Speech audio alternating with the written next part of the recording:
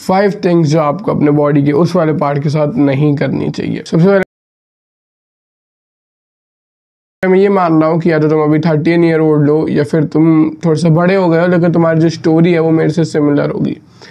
तो देखो, ये कहानी की शुरुआत होती है जब मैं 13-14 साल का था, जब मैंने पहली बार मास्टरबेशन को डिस्कवर करा था। जब मुझे पहली बार पता चला था कि you can give your self a pleasure which is very low quality but also a low effort. तो अब ये सारी बातें तो मुझे अब पता चली है, उस टाइम तो मेरे लिए ये था कि भाई क्या प्लेजर है भाई, मज़ा है भाई, बिल्कुल नो एफर्ट वाला। तो जब मुझे इसके बारे में पता चला तो ऑफकोर्स फिर सब जब एडिक्शन लगती है तो कैसे लगती है, तुम ओवर यूज़ करने लगते हो। तो सेम मैंने करा, मैंने धीरे धीरे उससे अपनी हैबिट बना लिया, और हैबिट से कब जाके वो मेरी एडिक्शन बन गई मुझे पता नहीं चला। जब वो मेरी एडिक्शन बन गई तब मैं उसके बारे में बहुत सारी चीज़ें सीखी जो मैं तुम्हें अभी सिखाता रहता हूँ अपने चैनल में नो फैब वगैरह में। लेकिन मैंने कुछ ऐसी बायोलॉजिकल चीज़ें सीखी मेंटल से अलग होके, जो कि सही में मेरे लिए बहुत यूज़फुल थी। जो कुछ गलतियाँ मैंने करी वो तुम्हें सिखा रहा हूँ जिससे कि तुम वो ना करो, या फिर अगर तुम्हारे साथ ऐसी हो गई हैं तो तुम अब उन्हें रोक दो वहीं पे, जिससे कि वो और ख़राब ना हो, या उन्हें हील करोगे ऐसे भी, ठीक है। सबसे पहले शुरू करते हैं, सबसे पहली से वो है टू हार्ड ग्रिप। देखो, इसका सीधा मतलब है कि तो धीरे धीरे जब तुम इसे एज अ प्लेजर हॉबी शुरू करते हो तो तुम्हारी जो ग्रिप होती है वो तुम्हें काफ़ी ईजी फील होती है, तब काफ़ी अच्छी लगती है। लेकिन धीरे धीरे तुम उस ग्रिप को टाइट करते जाते हो, जो कि एक बहुत ज़्यादा बड़ी प्रॉब्लम कॉज कर सकता है। कैसे प्रॉब्लम कॉज करता है? देखो, जब तुम एक बहुत टाइट ग्रिप में धीरे धीरे आ सकते हो, जैसे शायद जर्की ग्रिप, जर्की भी कुछ कैसे कहते हैं ऐसे कोई टर्म में, मैं तुम्हें बता देता हूँ। जब तुम उसे बहुत हार्ड ग्रिप में रहते हो तो इससे 2 मेन प्रॉब्लम होती है। सबसे पहली, देखो टेक्निकली तुम्हारे पीनस का या उस मसल का साइज ऐसे होना चाहिए। टेक्निकली तुम्हारे उस मसल का जो शेप होना चाहिए वो बिल्कुल ऐसे होना चाहिए जब वो इरेक्ट हो। लेकिन कुछ लोगों के नेचुरली हल्का सा कर्व होता है, लेकिन जो टू हार्ड जर्किंग बहुत ज़्यादा करते हैं और बहुत ज़्यादा लंबे समय तक के लिए करते हैं, उनका जो कर्व है वो बहुत ज़्यादा हो जाता है, जो अननेचुरल कर्व एक बन जाता है उनके वहाँ पे। तो एक तो वो, अब वो बहुत बड़ी दिक्कत है। तुम्हें अभी लग रहा होगा कि अब क्या फ़र्क पड़ रहा है, लेकिन जब तुम इसके साथ फिर जब तुम्हारा कभी पार्टनर आएगी, तब फिर जब उसके साथ दिक्कतें शुरू होंगी तब तुम्हें पता चलेगा कि तुमने गलती करी है। दूसरी चीज़ जो इसके साथ होती है टू हार्ड ग्रिप के साथ, देखो जब आप बहुत हार्ड ग्रिप के साथ उस पर रब कर रहे हो और बहुत लंबे समय तक कर रहे हो तो देखो हैंड टू हैंड वो है तो मसल ही, और मसल में क्या होता है, मसल में होती है वेन्स, नर्व्स। तो वो आपके वेन्स और नर्व्स में से किसी को भी डैमेज कर सकता है। बहुत बड़ी दिक्कत है ये, और वो एक बार वो डैमेज हो गया, कई डैमेज तो परमानेंट होते हैं, यानी कभी भी आपको फिर वहाँ पे वो ऐसा फुल फील नहीं होगा जैसा आपको तब होता था शुरू में। और इसके साथ जो तीसरी समस्या वो है कि इसके बाद आपको जो रियल लाइफ की सिचुएशन होती है वो बेकार फील होने लगती है, क्योंकि आपका है जो पिनाइल है वो उतनी टाइटनेस के कंफर्ट में आ जाता है और उसे लगता है कि अब बाकी चीज़ें तो लूज है। पहली जो 2 चीज़ें थी वो तुम्हें मेडिकल चीज़ें हैं, वो तुम्हें जाके डॉक्टर से पूछो या फिर कैसे भी किसी न किसी को कंसल्ट करो, जाके अपनी सही करवाओ। तीसरी चीज़ बहुत ज़्यादा साइकोलॉजिकल होती है और इसका अभी तक मुझे एक ही क्योर मिला है, वो है इस चीज़ को छोड़ दो, बिल्कुल नो जर्की जाओ एक काफ़ी लंबे समय तक, इससे बॉडी टाइप ऑफ रीसेट हो सके। दूसरी चीज़ जो सबसे ज़्यादा गलत होती है वो है बेड पे मास्टरबेशन करना। देखो, पहली बात, मैं मास्टरबेशन को बहुत ज़्यादा बुरा नहीं मानता हूँ, लेकिन मैं फिर भी चाहता हूँ कि जो यंग मैन है वो ये ना करा करें, because your sexual energy is very powerful. ऐसा मैं अपने लिए मानता हूँ और तुम्हारे लिए भी ये लागू हो। तो लेकिन अगर तुम कर ही रहे हो तो एटलीस्ट उसे स्टैंडिंग करो, क्योंकि जब तुम उसे बेड पे करते हो तो क्या होता है, तब तुम लेट जाते हो, तुम अपने बॉडी को बॉडी में देखो, हमारी बॉडी टेक्निकली जितनी मूवमेंट करती है वो मसल से ही करती है, बोन्स उसका सिर्फ स्ट्रक्चर है। तो जब मसल्स मूव होती हैं तो मसल्स स्ट्रांग होती हैं जैसे जिम में होती हैं, और जब वो मूव नहीं होती हैं तो वो वीक भी होती हैं। जैसे कि जो बंदा जिम छोड़ देता है उसके बाइसेप और ट्राइसेप शोल्डर सब सिकुड़ने लग जाता है क्योंकि वो अब यूज़ नहीं हो रहे होते। सेम तुम्हारे हिप्स एरिया में उसे क्या कहते हैं, पेल्विक रीजन, वहाँ पे बहुत सारी मसल होती हैं जो तुम्हारे इरेक्शन के लिए रिस्पॉन्सिबल होते हैं कि उसे इरेक्ट रखे, लेकिन वो तब तक ही यूज़ हो रही हैं जब तक तुम उसे स्टैंडिंग में इरेक्ट रख रहे हो। लेकिन अगर तुमने एक बार अपने आप को आदत डाल ली लेट के मास्टरबेट करने की, तो जो वो वाली जो मसल है उन्हें वैसे काम नहीं करना पड़ रहा है जैसे उन्हें करना पड़ता था, और फिर वो धीरे धीरे लूज होती जाती हैं और तुम्हारा जो इरेक्शन होगा कभी भी फुल नहीं होगा और रियल लाइफ सिनेरियो में तुम कभी भी फुल उसकी पोटेंशियल पे नहीं जा पाओगे। इसका भी मुझे अभी तक एक ही हल मिला, वो है नो जर्की। बिल्कुल थोड़े टाइम के लिए कंप्लीट जाओ, उसके बाद धीरे धीरे अपने ब्रेन को रीट्रेन करो खड़ा होके।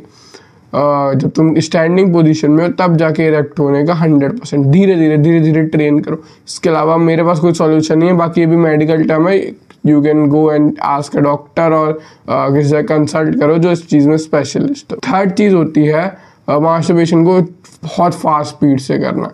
देखो अब यहाँ पे भी ये बहुत सारी प्रॉब्लम्स लाता है। इसमें सबसे पहली प्रॉब्लम वही है, वेन और नर्व डैमेज वाली।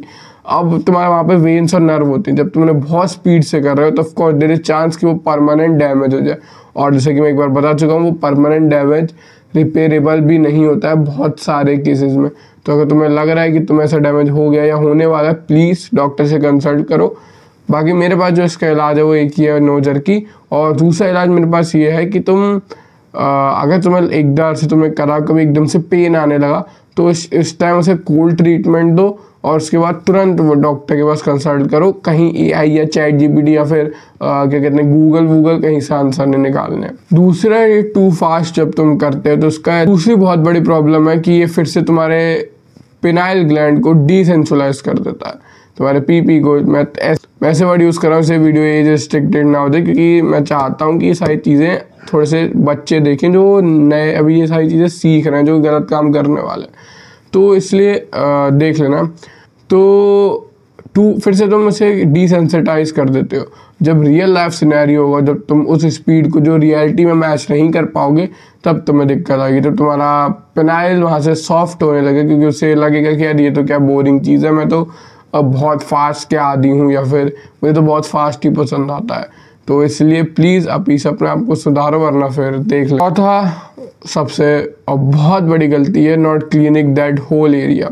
सबसे पहले हेयर्स पर्सनल चॉइस है, लेकिन जब अगर तुमसे बहुत ज़्यादा ग्रो होने दे रहे प्यूबिक रीजन पे, तो भाई प्लीज़ ट्रिम देम यार, उन्हें क्लीन रखो। मैं बहुत वियर्ड और डिस्ट्रिक्ट एडवाइस दे रहा हूँ। टेक्निकली यार ये एडवाइस तुम्हारे पिताजी को तुम्हें देनी चाहिए थी, और पता नहीं ऐसा क्यों है हम मेल्स में कि हमारे फादर से हमें जो एडवाइस मिलती है वो मोस्टली फाइनेंशियल या लाइफ को जीने की वाली होती हैं। कभी भी हमें हमारी सेक्सुअल हेल्थ या फिर फिजिकल हेल्थ पे इंडियन पेरेंट्स ने या फादर ने स्पेशली एडवाइस नहीं दी है, जो कि बहुत ही मेरे हिसाब से गलत चीज़ है।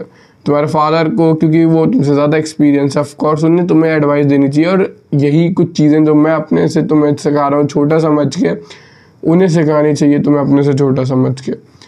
तो पे एक तुम्हें उसे वाटर से क्लीन रखना चाहिए, अंदर की जो मसल टिश्यू है स्किन के अंदर भी और स्किन को भी, क्योंकि वहाँ पे जो होता है, एक तो यहाँ पे यूरिन होता है, ऊपर से फिर वहाँ से स्पर्म जाता है, ऊपर से फिर वो वाला एरिया बहुत क्लोज रहता है, तो वहाँ पे स्वेट भी वगैरह ये सब भी होता है। तुम्हें इसे वाटर से क्लीन रखना चाहिए, जस्ट तुम फ्यूचर में कोई इन्फेक्शन ना पकड़ लो। दूसरी चीज़, वहाँ पे एक वाइट कलर की चीज़ जम जाता है, तुमने देखी होगी, प्लीज़ उसे साफ़ करते रहा करो रेगुलरली। मैंने अभी तक जितना पढ़ा था वो चीज़ हार्मफुल नहीं होती, लेकिन स्टिल वो बहुत ज़्यादा स्मेल गंदी करती है, तो इसलिए प्लीज़ उसे साफ़ करा करो। प्यूबिक हेयर्स अच्छे नहीं होते तुम्हारे लिए बहुत ज़्यादा, प्लीज़ उन्हें ट्रिम रखो। मेरी एडवाइस ये होगी, बिल्कुल ज़ीरो ट्रिम। अब फिर से ये एडवाइस थोड़ी ऑटिस्टिक है, लेकिन तुम्हारे पिताजी को देनी चाहिए थी। तो मैं दे रहा हूँ, अंडरवेयर क्लीन पहना करो। जो साइड के रीजन होते हैं थाइज वाले, उन्हें क्लीन रखा करो, क्योंकि वहाँ पे बहुत ज़्यादा स्वेटिंग होती है।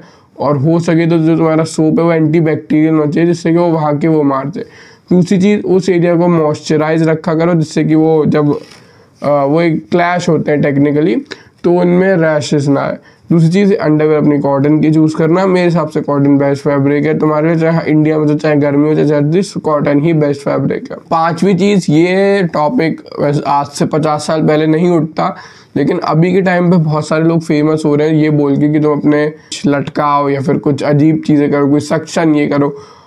भाई ये सब बेकार है, मत करना प्लीज़। तुम परमानेंट डैमेज कर दोगे और मे भी तुम कभी इरेक्ट भी ना हो पाओ अपने। तुम मसल ऐसे काम नहीं करती है। अगर मसल ऐसे काम करती तो क्या तुम्हें लगता है कि जो बंदे अपनी टांग, चलो मैं तुम्हें अपना और मेरा तुम्हारा एग्जांपल देता हूँ, अगर मसल स्ट्रेच करने से वेटेड ग्रो होती, तो ये बताओ, जब तो हम क्वाड्स में की एक्सरसाइज करते हैं या फिर लेग एक्सटेंशन वगैरह करते हैं, तो मसल बड़ी होती है या फिर वो लंबी होती है? लिटरली वो लंबी नहीं होती है। दूसरी चीज़, हर मसल के ग्रो करने का एक पोटेंशियल होता है। जैसे कि तुम अपने बाइसेप को 2-3 इंच ग्रो कर सकते हो, लेकिन तुम अपने लेग्स को 6, 7, 8 इंच तक ग्रो कर सकते हो ईजीली। और लेकिन तुम एक्सपेक्ट नहीं कर सकते अपने बाइसेप से कि वो 8 इंच ग्रो हो जाए। यानी अगर तुम एक्सट्रीम स्किनी नहीं हो, एवरेज सिचुएशन में नेचुरली तुम उसे 4 इंच 5 इंच तक भी ग्रो कर सकते हो, लेकिन तुमसे ये नहीं चाहते कि तुम एकदम से तुम्हारा 22 इंच का नेचुरल बाइसेप हो जाए। ये बहुत रीजनेबली पॉसिबल नहीं है।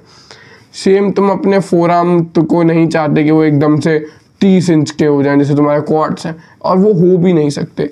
वैसे तुम्हारा पिनाइल ग्लैंड की एक नेचुरल लिमिट होती है उनकी ग्रो होने की, और वो तुम ट्रेन करके ग्रो नहीं कर सकते। Literally there is no way to train that specific muscle.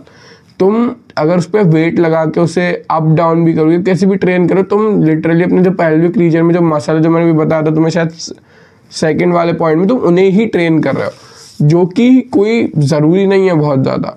इसलिए तुम किसी भी तरह से उन मसल को ट्रेन नहीं कर सकते। देखो मैं फिर से समझा रहा हूँ, अच्छे से सुनना ध्यान से बिल्कुल। बाइसेप है, अब मेरा बाइसेप एक बोन के ऊपर है, यहाँ से जॉइंट है। अब मेरे बाइसेप का काम है कि इस वाले जॉइंट को मूव कराना। तो अगर मैं उसे जॉइंट से मूव करा रहा हूँ तो मेरा बाइसेप काम कर रहा है। वहाँ पे लिटरली कोई जॉइंट नहीं है, तो कोई मूवमेंट पॉसिबल नहीं है वहाँ पे। इसलिए तुम किसी भी तरह से उसे ग्रो नहीं कर सकते या एक्सट्रेन नहीं कर सकते। सिर्फ तुम अपने जो पेल्विक रीजन में मसल है सिर्फ उन्हें ही ग्रो कर सकते हो या फिर ट्रेन कर सकते हो। और उनके भी वो कीगल्स वगैरह एक्सरसाइज होती है, मुझे इतना मैंने उन पर डिटेल नहीं करा है, तुम देख लेना क्या होती है। मैं भी कभी ट्राई करूंगा फ्यूचर में कभी, और फिर उसके बाद डिटेल समरी दे दूंगा। तो फिर प्लीज़ अपने आप को परमानेंट डैमेज मत दो। कोई भी पंप या कोई भी वेटेड स्ट्रेच या कोई भी वेटेड स्क्वीज कुछ करने की तुम्हें ज़रूरत नहीं है। जो चीज़ें मैंने देखी जो नेचुरली साइज इंक्रीज करती हैं, 1-2 चीज़ें मैं जानता हूँ। एक तो कुछ लोगों का कीगल से हेल्प मिली है, ऐसा मैंने सुना है, मुझे पक्का नहीं है, तो ये सुनी ही बात है, तुम अपने पर्सनल देखने। एक चीज़ जो प्रूफ है वो है फैट रिडक्शन। जब तुम वहाँ का फैट रिड्यूस कर देते हो तो तुम्हें कुछ इंचेस ऑफ ग्रोथ मिलती है। लेकिन ठीक है, हाँ वो ग्रोथ है, रियल ग्रोथ है, वो तुम्हारी थी लेकिन वो फैट के अंदर थी, तो वो ग्रोथ नहीं कह सकते, लेकिन हाँ तुम्हें ग्रोथ देखने को मिलेगी। यही मैंने जो अभी तक रिसर्च करी है, जो मेरा अपना इतने साल की नॉलेज है, वो तुम्हारे सामने रखी है। और प्लीज़ जो मैंने स्टेप बताए नहीं करने को, नहीं करना, उनकी रिकवरी देख लेना। कुछ ज़्यादा दिक्कत हो तो डॉक्टर से कंसल्ट करना। बाकी यार बढ़िया ज़िंदगी जिएंगे, बढ़िया ज़िंदगी चल रही है। चलो मिलते हैं अगली वीडियो में, bye. Let's do what 99% are not doing.